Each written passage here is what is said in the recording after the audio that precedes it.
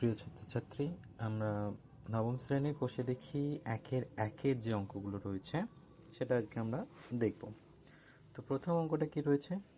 মূলদ সংখ্যা কাকে বলে? চারটি মূলদ সংখ্যা লিখি। মূলদ সংখ্যা কাকে বলে?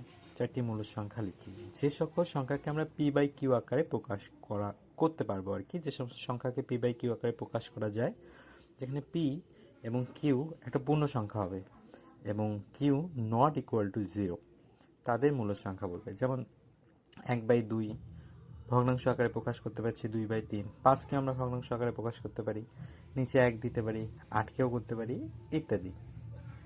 2 নম্বর প্রশ্ন বলছে শূন্যকে একটি মূলদ সংখ্যা, শূন্যকে পি বাই কিউ আকারে প্রকাশ করি। তো হ্যাঁ, শূন্য একটি মূলদ সংখ্যা, কারণ শূন্যকে আমরা পি বাই কিউ আকারে প্রকাশ করতে পারি। যেমন 0/1, 0/2, 0/3 ইত্যাদি।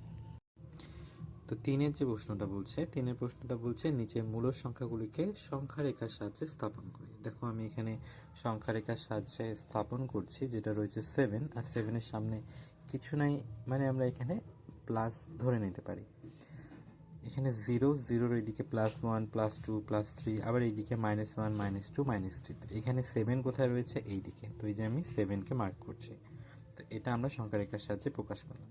এরকম সংখ্যা রেখা আমরা ক্লাস 6-এ শিখেছিলাম। এরপর 2 নম্বর প্রশ্নটা রয়েছে -4। এটাকে সংখ্যা রেখার সাহায্যে কীভাবে দেখব? সেমভাবে সংখ্যা রেখা আঁকলাম না, মাইনাস আমাদের এইদিকে যেতে হবে, সেম -4 আমাদের এটা রয়েছে। 3 নম্বর প্রশ্নটা বলছে আমাদের 3/5। তো 3/5কে আমরা কীভাবে সংখ্যা রেখা প্রকাশ করব? দেখো আমি করে নিয়েছি, মাঝখানে 0, এদিকে আমাদের -1, এদিকে +1, +2, এখানে আমরা প্লাস দিতেও পারি, আবার না দিলেও চলবে।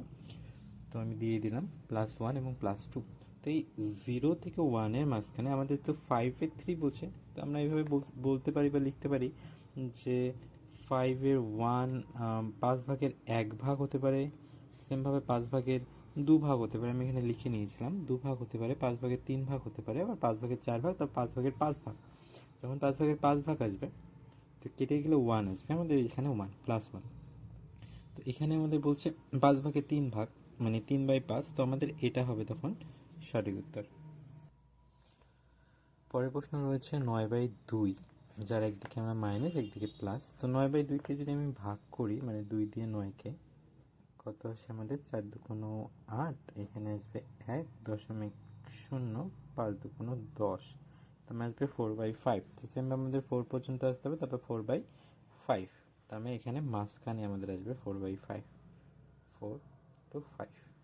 তো এখানে এটা আসবে আমাদের অ্যান্সার, এখানে 4/5, বা এটাকে আমরা 9/2ও লিখতে পারি, একই অ্যান্সার।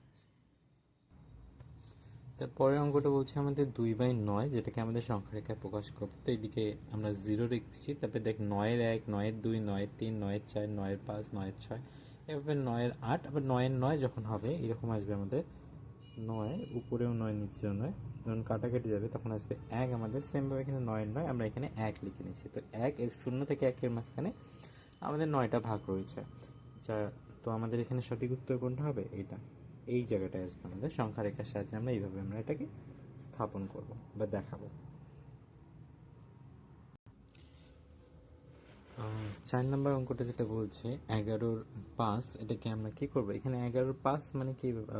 11/5 মানে হবে কীভাবে? এরকম এখানে লিখতে পারি 5-এর 1, তারপর 5-এর 2, এভাবে চলতে চলতে 5-এর 3, 5-এর 4, তারপরে আসবে সরি গন্ডগোল হলো,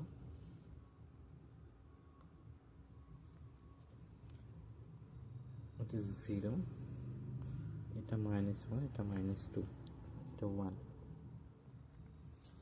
5-এর 1, 5-এর 2, 5-এর 3, 5-এর 4, তারপরে 5-এর 5 যেটা আসবে সেটাকে আমরা 1 ধরবো।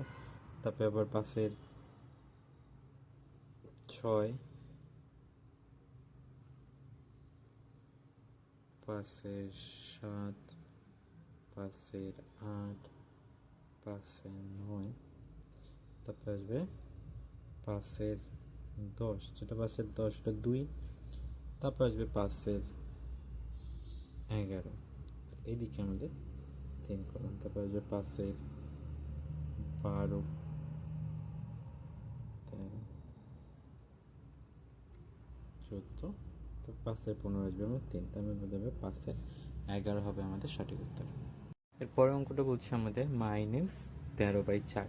তো এখানে যদি আমি সংখ্যা রেখাতে দেখি, আমি 0 এখানে ধরছি, এদিকে +1, এদিকে মাইনাস, যেহেতু আমাদের প্রশ্নে মাইনাস রয়েছে।